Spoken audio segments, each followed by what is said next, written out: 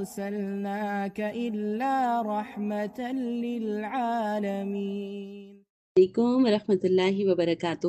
سیرت سیریز کی 48ویں قسط میں خوش آمدید۔ آج ہم سیرت کی سیاسی تفصیلات کو چھوڑ کر ایک اور ام المؤمنین رملہ بنت ابو سفیان کے بارے میں جانیں گے۔ وہ اپنی کنیت میں ام حبیبہ رضی اللہ تعالیٰ عنہ کے نام سے مشہور ہیں اور اسلام قبول کرنے والے ابتدائی لوگوں میں شامل تھیں۔ رملہ بنت ابی سفیان رضی اللہ تعالیٰ عنہ قریش کے سب سے طاقتور قبیلے کے سردار ابو سفیان بن حرب کے گھر پیدا ہوئیں۔ اس وقت ابو سفیان اسلام اور نبی کریم صلی اللہ علیہ وسلم کے سب سے بڑے دشمنوں میں سے تھے۔ ایسے اسلام مخالف ماحول میں پروان چڑھنے کے باوجود رملہ رضی اللہ تعالیٰ عنہ نے اسلام قبول کرنے میں کوئی ہچکچاہٹ محسوس نہیں کی۔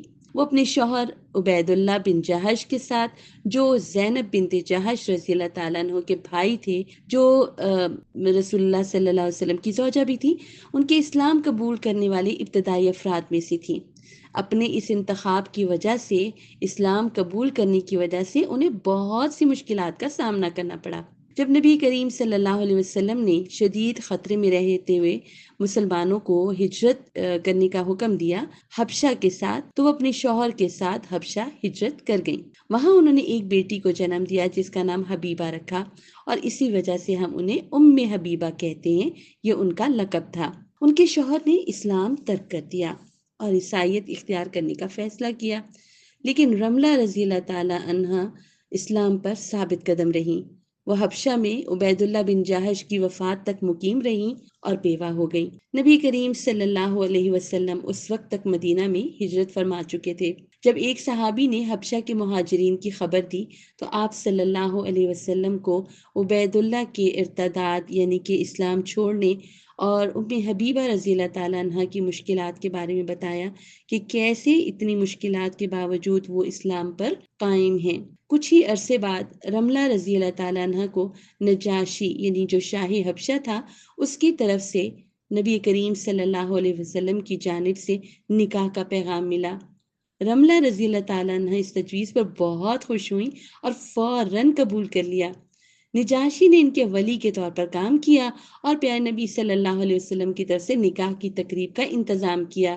پھر انہوں نے ان کو ایک قابل اعتماد جماعت کے ساتھ مدینہ پہنچا دیا۔ بالآخر ام حبیبہ رضی اللہ تعالیٰ عنہ مدینہ میں پیارے نبی صلی اللہ علیہ وسلم کے ساتھ آ کر ملیں۔ یہیں انہیں بہت سی خوشخبریاں ملیں، فتح مکہ، ان کے والد ابو سفیان اور ان کے بھائی معاویہ کا اسلام قبول کرنا۔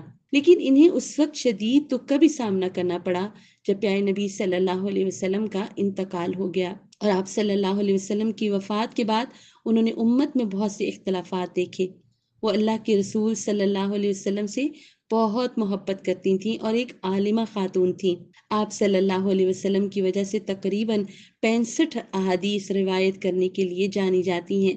آپ رضی اللہ تعالیٰ عنہ نے 70 سال کی عمر میں سن 44 ہجری میں وفات پائی۔ آپ رضی اللہ تعالیٰ عنہ کو بھی جنت البقیع میں دفن کیا گیا، بالکل اسی طرح جس طرح پیارے نبی صلی اللہ علیہ وسلم کی باقی ازواج مطہرات کو۔ ان کی ناقابل یقین شخصیت نے ان کے بعد آنے والے لوگوں کے لیے راستہ روشن کیا۔ ہم سب ان کی زندگی سے ایک جھلک حاصل کر سکتے ہیں کہ آزمائشوں کے طوفان میں بہادر ہونا اور اپنے ایمان پر قائم رہنا کیسا ہوتا ہے۔ جب ہم معاشرے میں سماجی یا معاشی حیثیت کی وجہ سے خود کو دوسروں سے بہتر محسوس کرتے ہیں تو ہمیں ام حبیبہ رضی اللہ تعالیٰ عنہ کی مثال کا مطالعہ کرنا چاہیے۔ آپ کی ذات ہمیں حکمت اور بصیرت کا نمونہ دکھتی ہے کہ ہم رشتوں میں تقسیم کو کیسے بہتر طریقے سے سنبھال سکتے ہیں۔ اللہ سبحانہ و تعالیٰ ان سب سے راضی ہو اور امہات المؤمنین کی ارواح پر اپنی رحمتیں نازل فرمائے۔ آج ہم یہاں کا سیشن مکمل کرتے ہیں۔ انشاءاللہ ہم اگلی بار ایک نئے موضوع اور سیرت نبی صلی اللہ علیہ وسلم کی ایک نئے باب کے ساتھ ملیں گے۔ سنتے رہیے۔ جزاک اللہ خیر۔ براہ کرم ہمارے چینل النورین کو لائک اور سبسکرائب کریں۔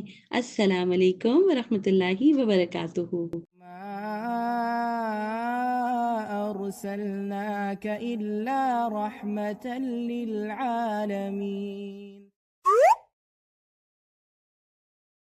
Salah Tracker to keep you on track to success, a perfect gift for you and your loved ones.